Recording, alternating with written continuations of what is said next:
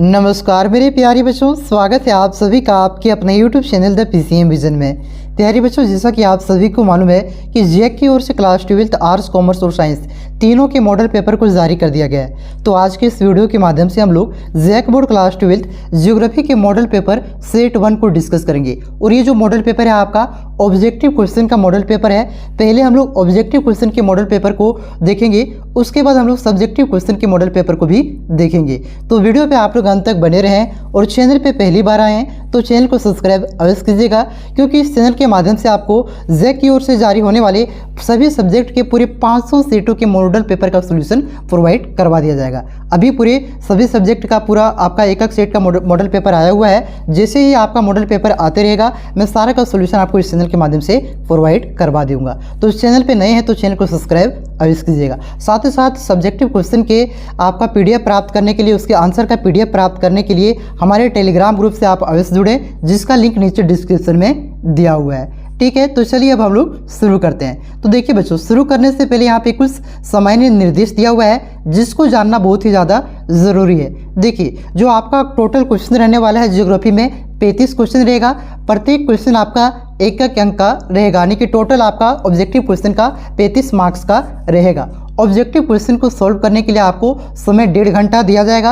अगर कोई भी क्वेश्चन का आप लोग गलत करते हैं तो सही क्वेश्चन जो आप लोग सही किए उसमें से नंबर नहीं कटेगा, यानी कि आपका नेगेटिव मार्किंग नहीं है। तो जो नहीं जानते हैं उसको भी आप लोग गोल घेर के आइएगा और मार्कशीट में, यानी कि सारे प्रश्नों को आपको बनाना है। ठीक है बच्चों, चलिए अब चलते हम लोग चलते डायरेक्ट क्वेश्चन पे। तो देखिए बच्चों, पहला जो क्वेश्चन है बहुत ही ज़्यादा इंपॉर्टेंट क्वेश्चन है कि मानव भूगोल क्रियाशील मानव और अस्थायी पृथ्वी के परिवर्तनशील संबंधों का अध्ययन है। यह किसने कहा, यानी कि ये जो मानव भूगोल की परिभाषा दिया है यह किसने परिभाषा दिया है? तो ये जो परिभाषा दिया है बच्चों कुमारी सैंपल ने दिया है। किसने? कुमारी एलन सैंपल ने यह परिभाषा दिया है। जो कहाँ की है बच्चों? वो ये आपका USA, यानी कि आपका अमेरिका की एक भूगोल विजेता है। ठीक है, इसे भी आप याद रखिएगा, ये भी क्वेश्चन पूछा जाता है। ठीक है, यहाँ पे एक क्वेश्चन आप लोग और नोट डाउन कर लीजिए। तो याद रखिएगा कि मानव भूगोल का जनक किसे कहा जाता है? तो मानव भूगोल का जनक किसे कहा जाता है? रेटजेल को कहा जाता है। ये भी क्वेश्चन बार बार बोर्ड एग्जाम में पूछा जाता है। ठीक है, देखिए मैं जितना भी क्वेश्चन बताऊंगा सारा एक्सप्लेनेशन के साथ बताऊंगा, क्योंकि देखिए मॉडल पेपर में जो आपका 40 क्वेश्चन है, देखिए मॉडल पेपर में जो आपका 40 क्वेश्चन है, मॉडल पेपर क्या बताता है कि इस प्रकार के क्वेश्चन बोर्ड एग्जाम में पूछे जाएंगे। जो 40 क्वेश्चन है वो सारा तो क्वेश्चन आपका बोर्ड एग्जाम में आएगा नहीं। एक अगर 40 क्वेश्चन है उसमें से मात्र 5 से 6 क्वेश्चन बोर्ड एग्जाम में देखने को मिलेगा, लेकिन जो 40 प्रश्न है उस प्रकार के जितने भी प्रश्न बनते हैं आपके बोर्ड एग्जाम में आने की संभावना है और बोर्ड एग्जाम में आ सकता है। ठीक है, वो सारा मैं आपको बताते चल रहा हूँ। ठीक है, तो आप लोग नोट डाउन करते चलिएगा, तो ध्यान से सुनते चलिएगा। ठीक है, तो मानव भूगोल का जनक किसे कहा जाता है? रेटजेल को कहा जाता है। और ये जो परिभाषा मानव भूगोल की दिया है, यहाँ पे लिखा हुआ है, वो किसने दिया है? कुमारी एलन सैंपल ने दिया है। और ये कहाँ की रहने वाली है? अमेरिका की। उसके बाद देखिए अगला जो क्वेश्चन है कि निम्नलिखित में से कौन एक विरल जनसंख्या वाला क्षेत्र नहीं है? विरल का मतलब क्या होता है बच्चों? कम होता है। तो कम जनसंख्या वाला क्षेत्र नहीं है, यानी कि ज़्यादा जनसंख्या वाला क्षेत्र है। तो ये जो आपका आटाकामा है ये आपका कम जनसंख्या वाला क्षेत्र है। भूमध्य सागरीय प्रदेश आपका कम जनसंख्या वाला क्षेत्र है। और जो दक्षिणी पूर्वी एशिया है बच्चों, ये आपका सघन जनसंख्या वाला क्षेत्र है, यानी कि ज़्यादा जनसंख्या वाला क्षेत्र है। तो इसका जो सही उत्तर होगा आपका ऑप्शन नंबर C होगा, दक्षिणी पूर्वी एशिया। दक्षिणी पूर्वी एशिया में ही आपका आता है बच्चों भारत, पाकिस्तान, जापान, इंडोनेशिया, चीन। ठीक है, तो भारत का जनसंख्या में भारत कितना नंबर पे है? दूसरा नंबर पे है। एक नंबर में कौन है जनसंख्या की दृष्टि से विश्व में? तो यह आपका है चीन। तो ये भारत और चीन तो आपका ये दक्षिणी पूर्वी एशिया में ही आ जाता है। ठीक है, तो सबसे ज़्यादा जनसंख्या अगर देखा जाए एशिया के कौन से भाग में रहता है? तो ये दक्षिणी पूर्वी एशिया में ही रहता है। और ये आपका सघन जनसंख्या वाला क्षेत्र है। क्लियर है बच्चों?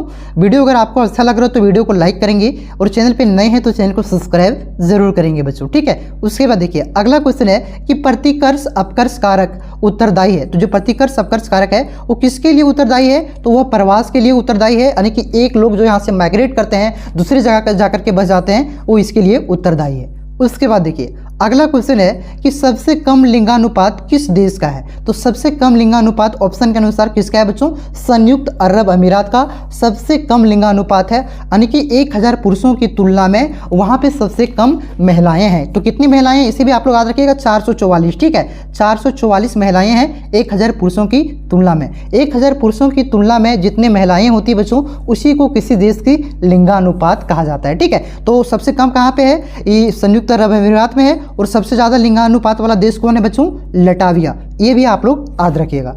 उसके बाद देखिए अगला क्वेश्चन है कि मानव विकास की अवधारणा निम्न में से किस विद्वान की देन है? यानी कि मानव विकास की अवधारणा सबसे पहले किसने दिया था? तो दिया था डॉक्टर महबूब उल हक ने। किसने दिया था? डॉक्टर महबूब उल हक ने ही 1991 में। कब बच्चों? 1991 में आपका ये मानव विकास की अवधारणा दिया था। ठीक है, याद रखिएगा कब दिया था? 1991 में। और ये डॉक्टर महबूब उल हक है वो कौन से देश का है? तो पाकिस्तान का है। देखिए पाकिस्तान, नल्ला पाकिस्तान जो आतंकवादी पैदा करता है उसमें देखिएगा एक आपका विद्वान भी था। ठीक है, तो उसका नाम क्या था? डॉक्टर महबूब उल हक। ठीक है, मजाक से बोल रहे हैं। ठीक है, चलिए आते हैं क्वेश्चन। तो इस क्वेश्चन का राइट आंसर हो जाएगा डॉक्टर महबूब उल हक। ठीक है, उसके बाद देखिए अगला क्वेश्चन है कि निम्न में से कौन सा रोपण कृषि नहीं है? तो जो आप लोग यहाँ पे कॉफी देख रहे हैं बच्चों, ये आपका रोपण कृषि है। गन्ना भी आपका एक रोपण कृषि का फसल है। उसके बाद रबड़ भी आपका एक रोपण कृषि का फसल है। गेहूं आपका रोपण कृषि का फसल नहीं है बच्चों। देखिए रोपण कृषि में क्या होता है? एक बड़े क्षेत्र में, बागवान के क्षेत्र में, जहाँ पे मशीनों से ज़्यादा कार्य किया जाता है और ज़्यादा समय के लिए फसल को लगाया जाता है। ठीक है, उसी को क्या कहते हैं? रोपण कृषि कहते हैं। तो कॉफ़ी आपका देखिए बागान की तरह होता है कि जैसे असम में कॉफ़ी का बागान होता है, चाय का बागान होता है। ठीक है, ये रबड़ ये आपका लॉन्ग टाइम के लिए लगाया जाता है। ठीक है, और बड़े क्षेत्र में लगाया जाता है, उसी को क्या कहते हैं? रोपण कृषि कहते हैं। ठीक है, तो ये आपका गेहूँ तो देखिए छोटे छोटे एगो खेत बाजार में 10-50 डिसमिल गांव में होता है कि नहीं होता है? तो ये आपका रोपण कृषि का एक फसल नहीं है बच्चों। क्लियर है? उसके बाद देखिए अगला जो क्वेश्चन है कि निम्न में से किस में उच्चतम साक्षरता दर है? तो ऑप्शन है आपका लक्षद्वीप, दूसरा ऑप्शन है आपका चंडीगढ़, और तीसरा ऑप्शन है दमन और दीव, और चौथा ऑप्शन है अंडमान निकोबार।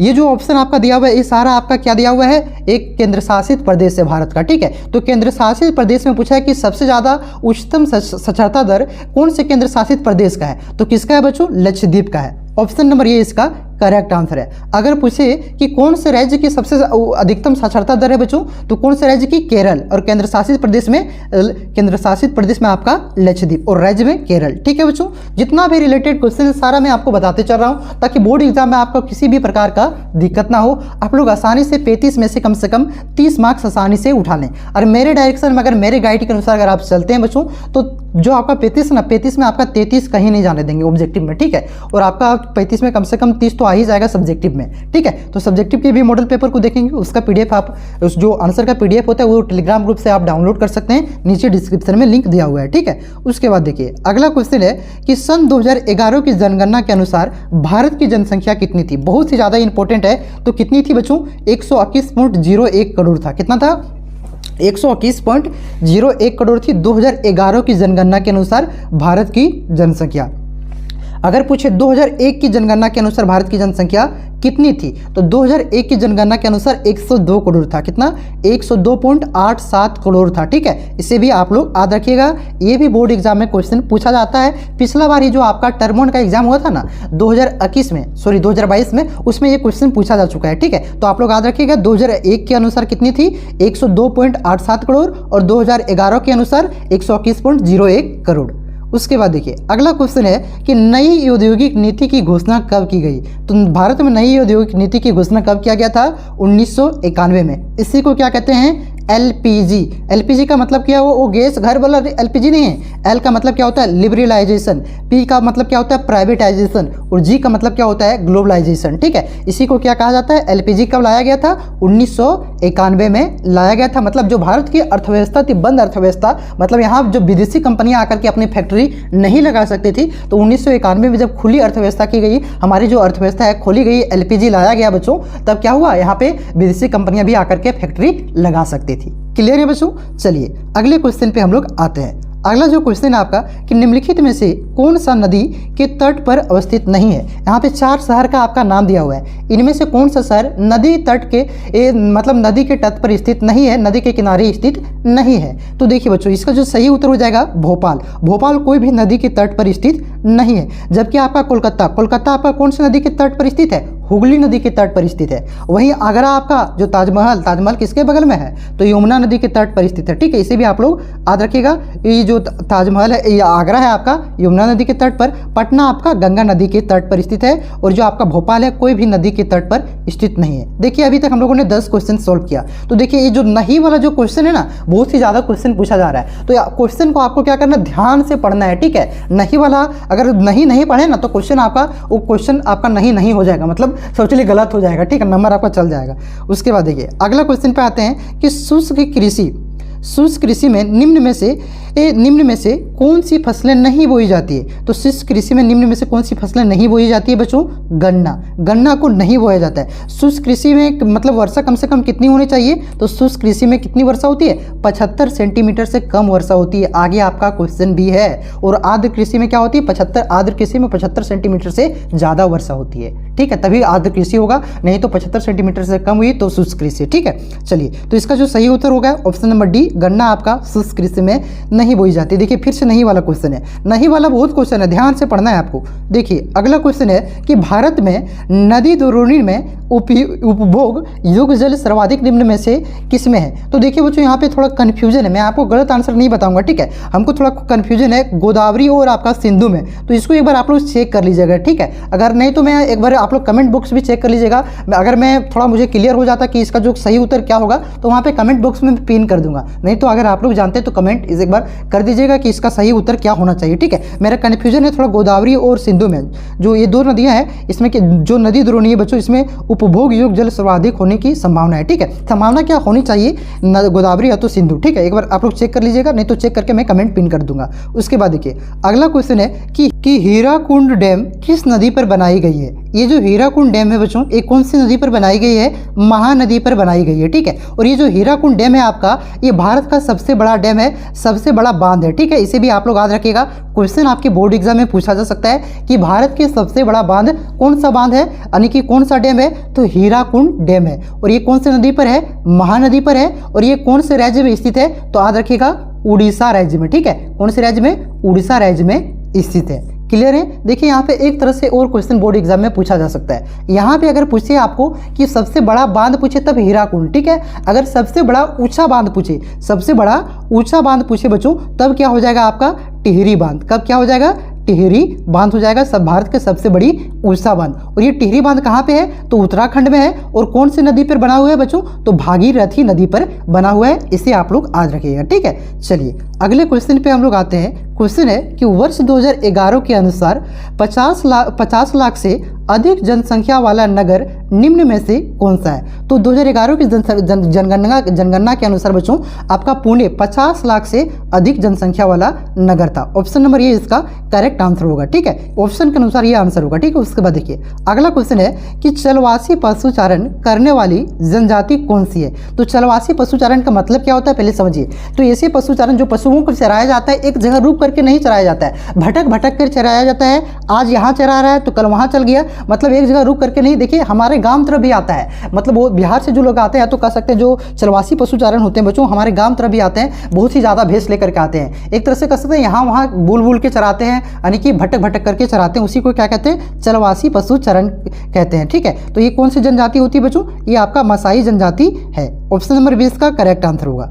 उसके बाद देखिए अगला क्वेश्चन है कि विश्व में सर्वाधिक जनसंख्या केंद्रित है, यानी कि विश्व में सर्वाधिक जनसंख्या कहाँ पे निवास करती है। तो कहाँ पे निवास करती है बच्चों, मैदानों में निवास करता है। ठीक है, देखिए सबसे कम आपका हो जाएगा एक तरह से ऑप्शन के अनुसार मरुस्थल में। मरुस्थल में सबसे कम निवास करती है मरुस्थल, रेगिस्तान में पानी भी नहीं, आदमी मर जाएगा। ठीक है, इस वजह से वहाँ पे लोग सबसे कम निवास करते हैं। ठीक है, और पठार में, मैदान के बाद आपका पठार में आ जाता है। ठीक है, तो सब इसका जो सही उत्तर होगा वो मैदानों में होगा। ठीक है, सबसे ज़्यादा जनसंख्या कहाँ पे निवास करती है, मैदानों में निवास करती है। एग्जाम्पल के तौर पर समझ सकते हैं यूपी और बिहार। यूपी और बिहार क्या है, एक मैदानी क्षेत्र है बच्चों।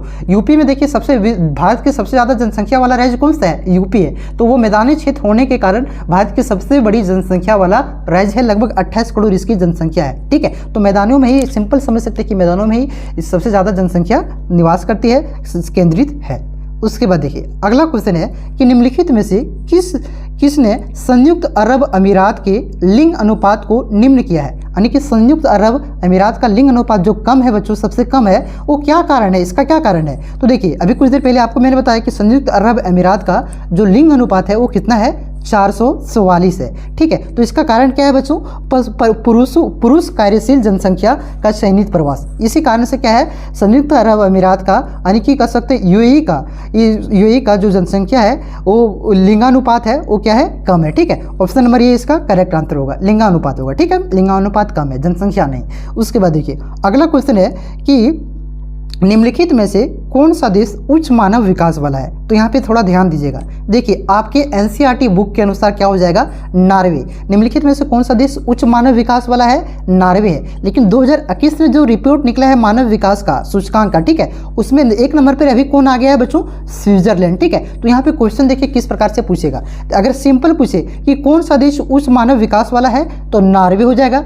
अगर ये पूछे कि वर्तमान में कौन सा देश उच्च मानव विकास वाला है, वर्तमान अगर लगा दिया तब वहां पे क्या होगा, स्विट्जरलैंड होगा। ठीक है, तब वहां पे आप लोग स्विट्जरलैंड टिक कीजिएगा, नहीं तो उस तरह से स्विट्जरलैंड, अगर देखिए आपका ये तो फिक्स है कि एग्जाम में स्विट्जरलैंड रहेगा या तो नॉर्वे रहेगा। ठीक है, तो जो आपका एग्जाम में रहे उसे ही आप लोग टिक कर दीजिएगा। वर्तमान अगर दोनों रहे तो देख लीजिएगा कि क्या लिखा हुआ है, वर्तमान लिखा हुआ रहेगा तब स्विट्जरलैंड, अगर वर्तमान नहीं लिखा रहेगा तब नॉर्वे हो जाएगा। ठीक है, उसके बाद देखिए अगला क्वेश्चन है कि निम्न प्रदेशों में किसमें विस्तृत वाणिज्य अनाज कृषि नहीं की जाती है? तो कौन से प्रदेशों में बच्चों? अमेजन के क्षेत्र में। अमेजन का जो क्षेत्र बच्चों, ये आपका विश्व का सबसे बड़ा जंगल वाला क्षेत्र है। अमेजन का कहाँ पे है? ब्राजील में है। ठीक है, तो ये यहाँ पे जब जंगल में आदमी नहीं रहेगा तो वहाँ क्या करेगा, कौन अनाज उगाएगा? ठीक है, तो थोड़ा कॉमन सेंस लगा करके भी आप लोग क्वेश्चन को टिक कर सकते हैं। जितना ज़्यादा सोचिएगा उतना ज़्यादा आपके लिए अच्छा रहेगा। ठीक है, तो ऑप्शन नंबर डी हो जाएगा इसका करेक्ट आंसर। यहाँ पे आपका विस्तृत वाणिज्य कृषि नहीं की जाती है। उसके बाद देखिए अगला क्वेश्चन है कि भारत का प्रति वर्ग किलोमीटर जनसंख्या जनघनत्व वर्ष 2011 के अनुसार कितना है? यानी कि जो जनसंख्या घनत्व है भारत का 2011 की जनगणना के अनुसार कितना है? तो 382 है। ठीक है, 2011 की जनगणना के अनुसार कितना था बच्चों? 382 था। इसका मतलब ये हुआ, देखिए अब पहले यहाँ पे समझिए कि जनघनत्व या तो जनसंख्या घनत्व किसे कहते हैं? जनसंख्या घनत्व का मतलब ये होता है बच्चों कि 1 किलोमीटर एरिया में एवरेज कितना लोग रह रहे हैं उसी को क्या कहते हैं? जनसंख्या घनत्व कहते हैं। तो देखा जाए तो एवरेज भारत में 1 किलोमीटर एरिया में 382 लोग रहते थे 2011 की जनगणना के अनुसार। 2021 में तो जनगणना हुआ नहीं है आपका, तो 2011 हुई। ठीक है, तो ऑप्शन नंबर 20 का करेक्ट आंसर होगा। अगर 2001 की जनगणना के अनुसार पूछे तब कितना हो जाएगा? 324। इसे भी आप लोग याद रखिए या तो नोट डाउन कर लीजिए। उसके बाद देखिए अगला जो कारक क्वेश्चन है आपका कि निम्न में से कौन सा कारक प्रवास, यानी कि लोग एक जगह से दूसरी जगह जाते हैं, उसका आकर्षण या अनुकूल कारक है? यानी कि मतलब बढ़िया कारण कौन सा है? तो लोग एक जगह से दूसरी जगह पर क्यों जाते हैं? ठीक है, क्यों जाकर के बसते हैं? तो इसका कारण है बच्चों रोजगार के अवसर के लिए। हम लोग भी गांव घर में देखते होंगे कि लोग कमाने के लिए जाते हैं, तो उसको भी क्या कहते हैं? बम्बे दिल्ली कमाने के लिए जाते हैं, सूरत जाते हैं। ठीक है, तो उसको भी क्या कहते हैं बच्चों? प्रवास कहते हैं। तो रोजगार के अवसर के लिए क्या करते हैं लोग?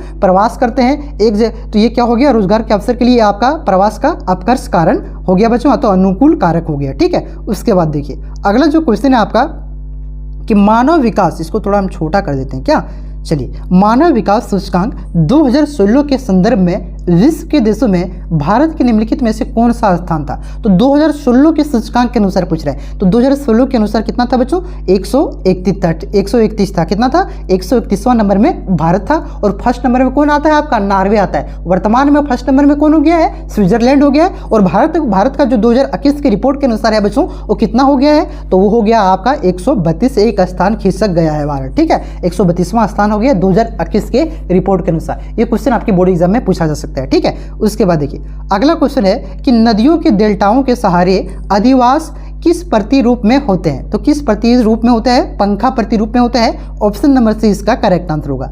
उसके बाद नेक्स्ट क्वेश्चन है कि आर्द्र कृषि में कितनी वार्षिक वर्षा आवश्यक है? तो मैंने आपको बताया शुष्क कृषि में कितनी चाहिए? 75 सेंटीमीटर से कम चाहिए, वर्षा कम चाहिए। और आर्द्र कृषि में कितना चाहिए? 75 सेंटीमीटर से ज़्यादा चाहिए। तो 25 सेंटीमीटर 75 से कम है, 25 से 50 75 से कम है। और यहाँ पे देखिए क्या लिखा गया? 75 सेंटीमीटर से अधिक। तो इसका सही आंसर क्या हो जाएगा? ऑप्शन नंबर सी हो जाएगा।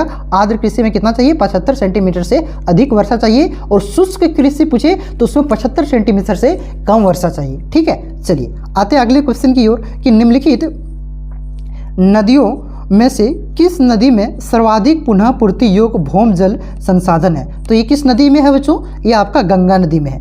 गंगा नदी में आपका सर्वाधिक पुनः पूर्ति योग्य भौम जल संसाधन है। ऑप्शन नंबर ये इसका करेक्ट आंसर होगा। उसके बाद देखिए अगला क्वेश्चन है कि हरित क्रांति शब्द का प्रयोग सर्वप्रथम किस विद्वान ने किया था? तो हरित क्रांति शब्द का प्रयोग सर्वप्रथम किसने किया था बच्चों?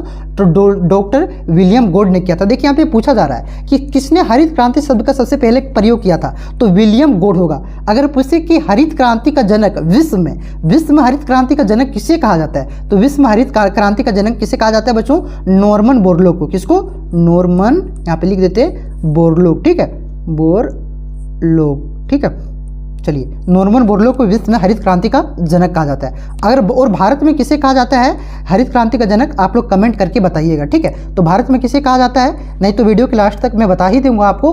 आप लोग कमेंट करके अभी जानते तो अभी तुरंत कमेंट कीजिएगा कि भारत में हरित क्रांति का जनक किसे कहा जाता है। उसके बाद देखिए अगला क्वेश्चन है कि भारतीय जनगणना इतिहास में किस वर्ष ग्रेट डिवाइड की संज्ञा दी गई? यानी कि यही क्वेश्चन आपसे घुमा करके पूछेगा बच्चों कि भारतीय जनगणना के इतिहास में किस वर्ष में जनसंख्या ऋणात्मक पहुंच गया था, जनसंख्या बढ़ा नहीं था, जितना जनसंख्या था उससे कम हो गया था।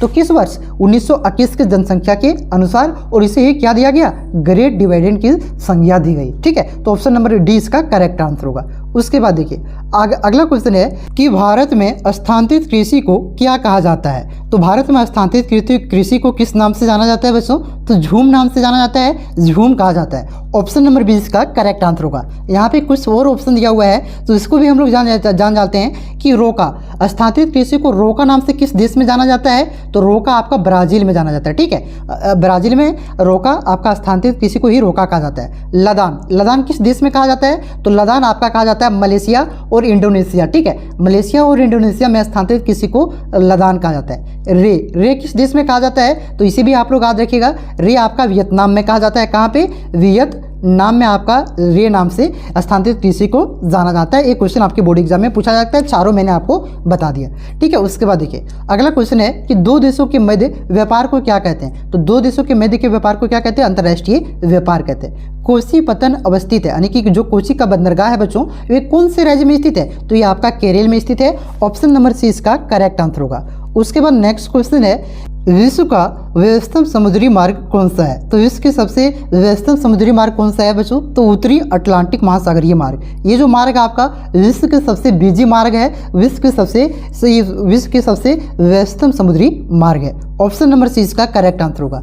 उसके बाद देखिए अगला क्वेश्चन है कि पनामा नहर जोड़ती है। तो जो पनामा नहर है एक कौन से दो महासागरों को जोड़ती है? तो ये कौन से दो महासागरों को जोड़ती है बच्चों? प्रशांत महासागर और अटलांटिक महासागर। ये दोनों महासागर को कौन जोड़ती है? पनामा नहर जोड़ती है। तो ऑप्शन नंबर 20 का सही उत्तर होगा। उसके बाद देखिए 33वां क्वेश्चन है कि ट्रांस साइबेरियन रेल मार्ग किस देश में स्थित है? तो ये आपका रूस में स्थित है और ये ट्रांस साइबेरियन रेल मार्ग है बच्चों, ये विश्व की सबसे लंबी रेल मार्ग है। ये कहाँ की सबसे लंबी रेल मार्ग है? विश्व की सबसे लंबी रेल मार्ग है। और ये कहाँ पे स्थित है? रूस में स्थित है। इसे भी आप लोग याद रखिए, बोर्ड एग्जाम में ये भी क्वेश्चन पूछा जा सकता है कि जो आपका ट्रांस साइबेरियन रेल मार्ग है वे आपका कौन से देश में है? तो रूस में है। और ये मतलब ये भी पूछा जा सकता है कि विश्व की सबसे लंबी रेल मार्ग कौन सी है? तो ट्रांस साइबेरियन रेल मार्ग है, ठीक है।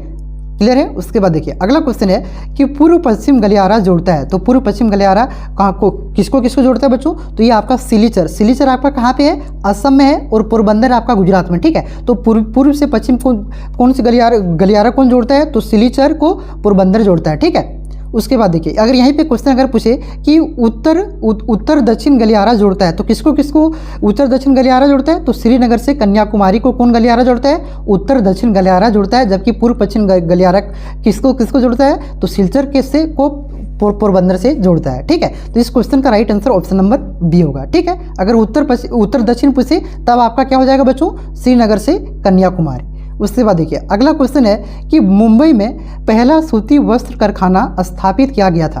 तो इसका क्या कारण है? तो इसका क्या कारण है बच्चों? मुंबई एक पतन है। ये मुंबई जो आपका है वहाँ पे एक बंदरगाह है बच्चों, इस वजह से यहाँ पे सूती वस्त्र कारखाना स्थापित किया गया था। मुंबई एक वित्तीय केंद्र है। मुंबई आपके इतिहास में ही देखिए एक वित्तीय केंद्र है, इतिहास से ही अभी आपका फिल्म सिटी बन गया है, ठीक है। तो ये भी एक कारण था। उसके बाद है संस्परिवी कपास उत्पादक क्षेत्र, यहाँ आपका लोकल कपास भी मिलता था, ठीक है। कपास उत्पादक क्षेत्र भी ये था, इस वजह से यहाँ पे सूती वस्त्र कारखाना स्थापित किया गया था। तो ये सभी कारण है जिस वजह से यहाँ पे क्या किया गया था, मुंबई में सूती वस्त्र कारखाना स्थापित किया गया था। तो इस क्वेश्चन का right answer option number D होगा।